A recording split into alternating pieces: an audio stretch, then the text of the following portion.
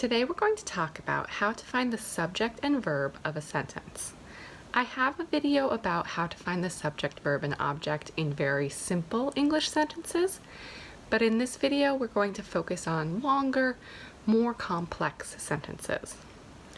So when you're trying to find the subject and verb of a sentence, I always recommend that you start by finding the verb. The verb is usually the action or a non-action verb like be or have or something like that. We'll also see some passive verbs in our examples.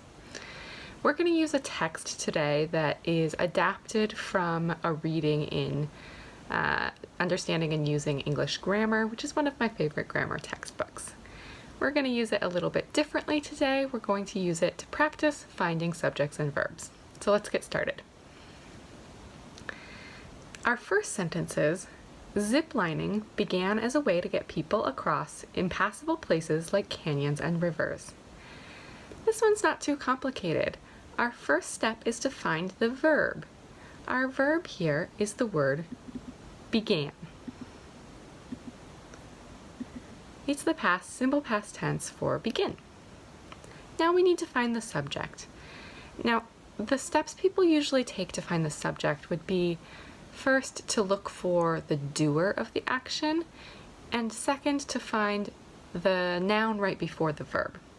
Now, these are both good strategies that also have some problems, and we'll see some of those problems a little bit later. But in this case, they both work, because our subject here is ziplining. Now, ziplining is a gerund in this case, an ing form. Ziplining began. Those are subject and verb.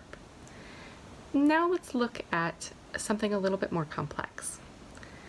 Our next sentence is, when it began is uncertain, but in the 1980s, Costa Rica, with its emphasis on ecotourism, turned it into a thrilling adventure.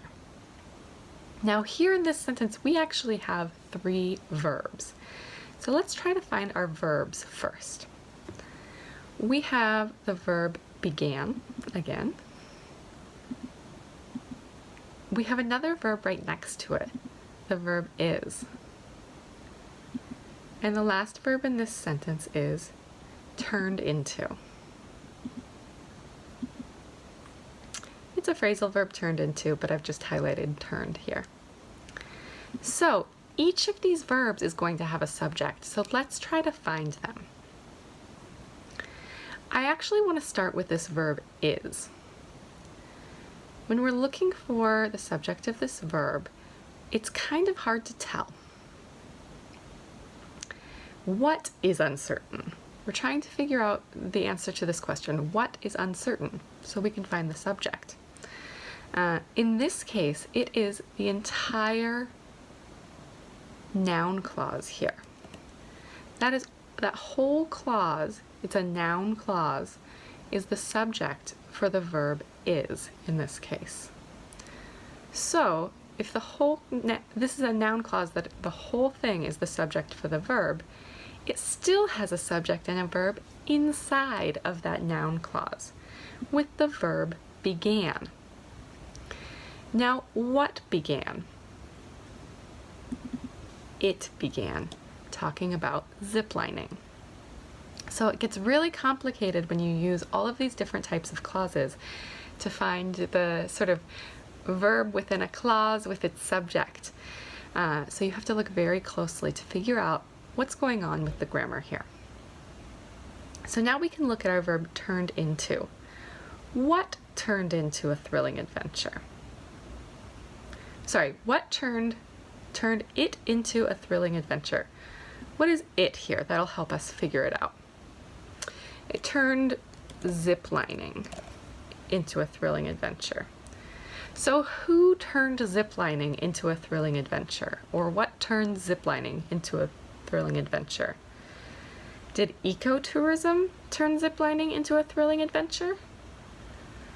No. Oh, here we go. Costa Rica turned ziplining into a thrilling adventure. So we've got this whole extra phrase in between the subject and its verb, which makes it a little harder to find. So we need to think about the real meaning of the sentence. All right, let's look at our next sentence. The opportunity to soar over spectacular scenery has made ziplining one of Costa Rica's top tourist attractions. So let's find our verb first. Our verb in this sentence is has made.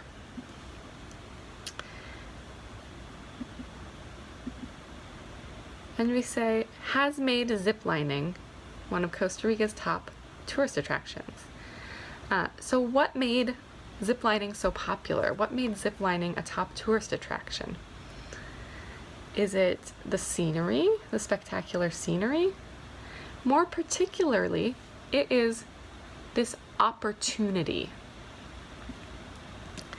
So really this whole phrase, the opportunity to soar over spectacular scenery, that's our subject for this verb. That opportunity is what makes ziplining so popular in Costa Rica.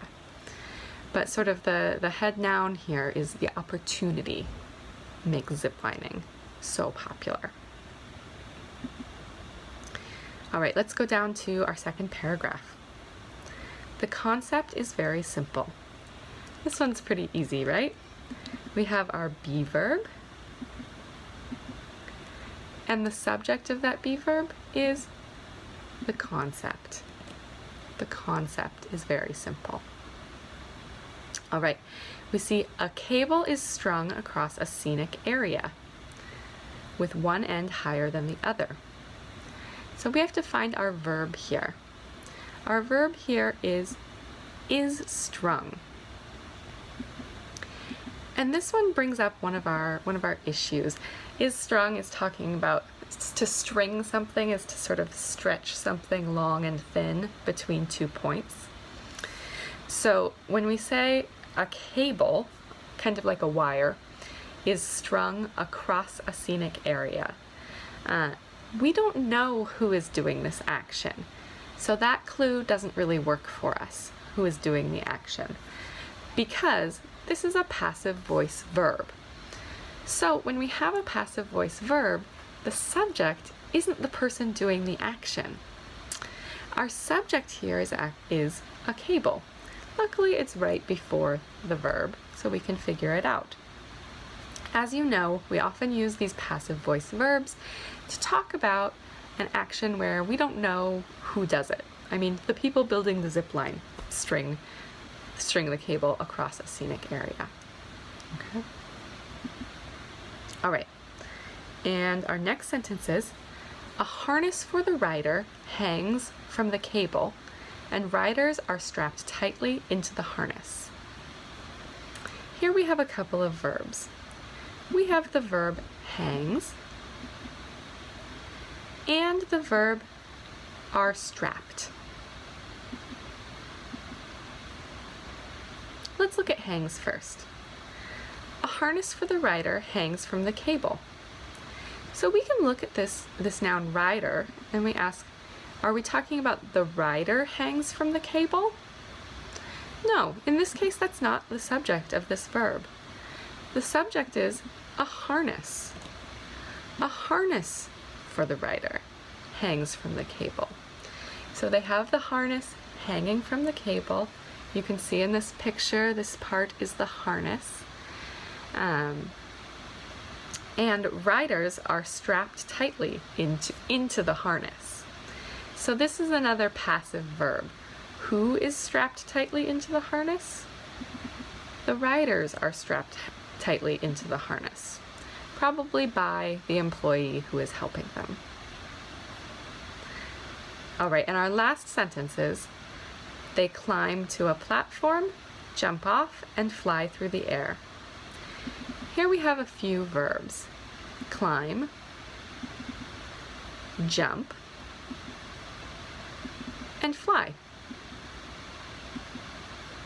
In this case, these verbs all have the same subject, and the subject for these verbs is they.